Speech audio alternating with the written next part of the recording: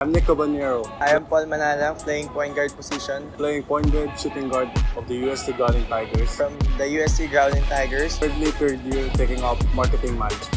and from the College of IPEA.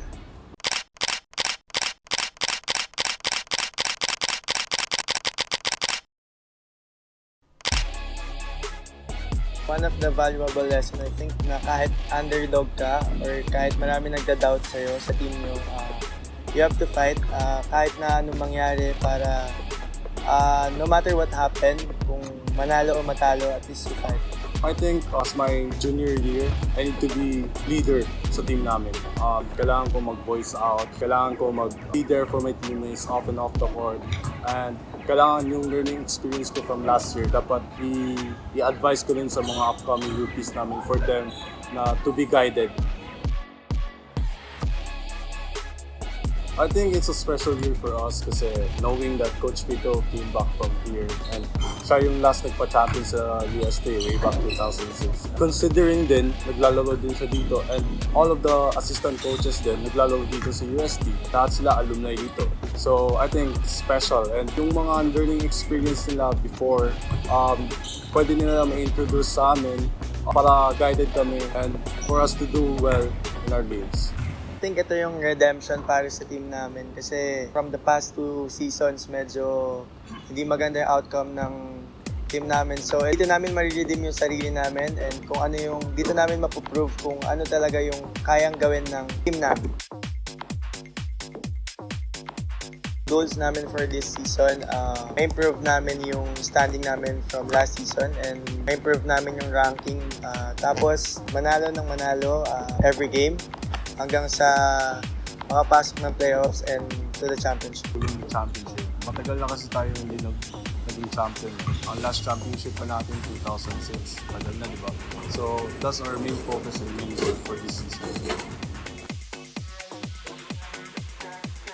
Mas mananalo kami ngayon compared last season. Kasi, with the mantra that we have, fight, puso, palaban, siyempre, di kami magpapatalo sa ibang teams. Kasi ginaguide naman kami ng mga coaches namin.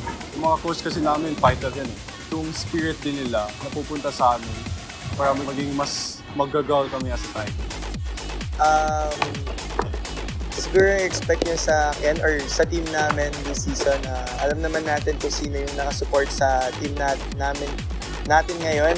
Siyempre sila boss, hindi sanay natatalo yan, sila coach. So expect nyo na every game, nandun yung pride, yung puso, and yung laban na attitude ng team ng Growling Tigers.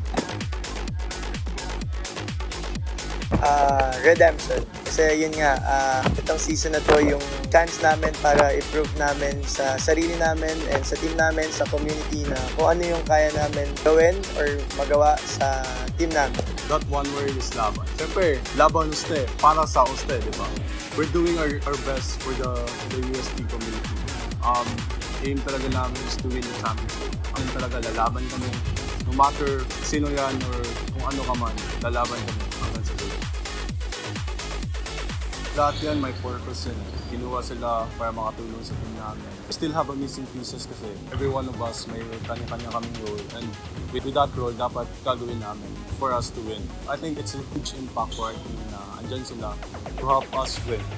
For me, confident ako na ready na kami for this season. Aside dun sa mga veteran players, may mga incoming rookies kami na reliable, talagang alam namin na makakatulong sa team namin na pag ginamit sila, makakapag-contribute sila. With the guidance of Coach Pido, as dumating siya sa team namin, marami yung pagbabago, marami yung changes sa team namin, lalo na din sa pinasok niya na system, saka sa kultura na pinasok niya sa team namin.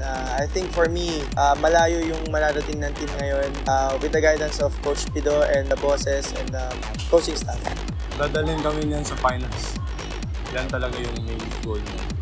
Kasi nung player pa yan, lagi niya kinakwento kasi sa akin. Player pagka di talaga siya susuko. Palaban talaga yan. Kumanta kasi na pride, puso, palaban. Siyempre, nalaman namin yan nung pumunta siya dito. Yung madami siyang pinasikat ng mga players, madami from his experience din. Makakatulong siya sa UST, sa amin, makakatulong siya for us to grow more and be more ourselves Kasi iba kasi yung UAP eh. Grabe yung competition. Alam na alam ni Coach Pido yan. From 2006 to 2013, that's his coaching stint in UST. And naging PBA coach pa siya. So, lahat ng mga experience niyan is for us, is for our future. Win championship is like something that you can leave legacy here in the UST. Not only in the UST community but all like around the Philippines na rin. Kasi pag champion ka kasi iba yung feeling.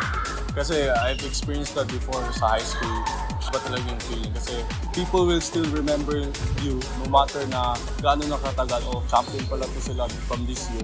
Siyempre, iba yung feeling ganun eh, na may legacy ka ma-left out dito sa school. Lalo na kung saan ka nag-graduate. Kaya proud ako na to represent UST. For me, championship kasi medyo matagal na rin talaga yung last championship ng UST. I think 2006 pata or 2007. So, yan.